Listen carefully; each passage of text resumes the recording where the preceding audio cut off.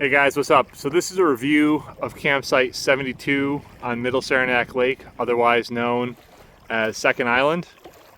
And I'm just gonna help you out here to get oriented a little bit. So 72, this is on the south side of the island. So if we come over here and we take a look, that's Ampersand right there, that's Ampersand Mountain. And so your entry point is gonna be here on the south side of the island, okay? So you've got a nice landing here to come right on up. Very, very shallow water, very, very nice. You can come here, pull your canoe out or whatever.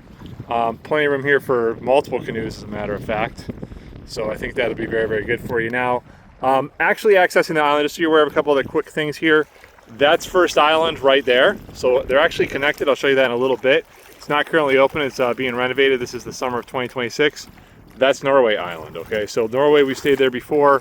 Really, really nice island. Let's take a look here at what we see for Second Island here, right? So first of all, to get up to the main part of the island, you do have to climb quite a little bit here. As far as, you know, there's some bigger steps. That's all we're going to say. It's easy, but if you've got bad knees, etc., obviously mobility is going to be an issue.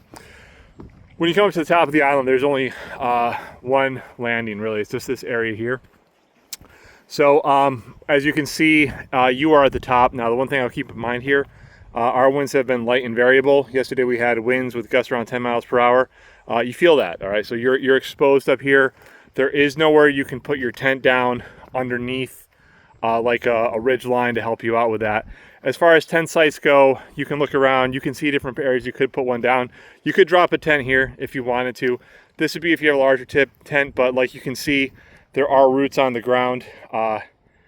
I wouldn't do it, and the other reason I wouldn't do it is because you've got the wind. So wind is always coming from us, in this case, westerly, and so it's just ripping right through here. You'd be exposed, especially if you got bigger gusts at night. That'd be an issue. I also noticed I don't like those dead branches hanging there, so I was thinking they're right underneath where you put your tent site, so that would be good. So that's one site you could put down for a larger tent. This area, there's nothing you could put a tent down. Obviously, the views here are gorgeous.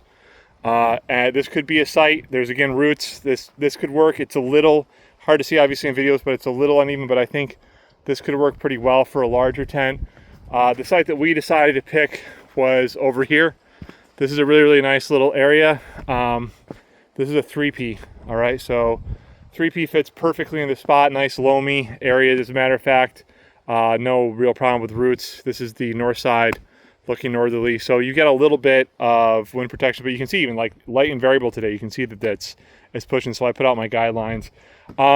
Just as you guys understand, so for me personally, if I was coming here with multiple people, like if I wanted to set up a 6P, I wouldn't do it. I would actually get two smaller tents, like two 2Ps or two 3Ps.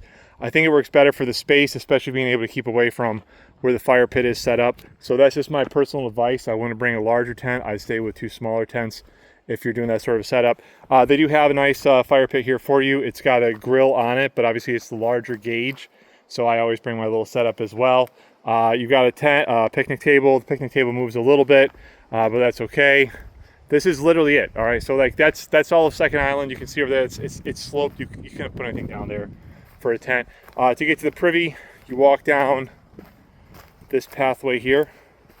I was actually looking, I was like, whoa, wait a minute, maybe I can drop a tent down here, even though it's near the privy, just because, you know, you'll be out of the wind. But there's nowhere that's stable, or, you know, not at an incline down here, so you can't drop anything down here.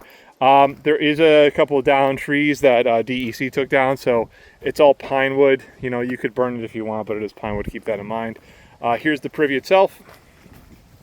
It's a nice privy. Somebody's put out a piece of wood so you can actually just keep it open, you know, as you're doing your business, and look out on that view. It's very, very nice.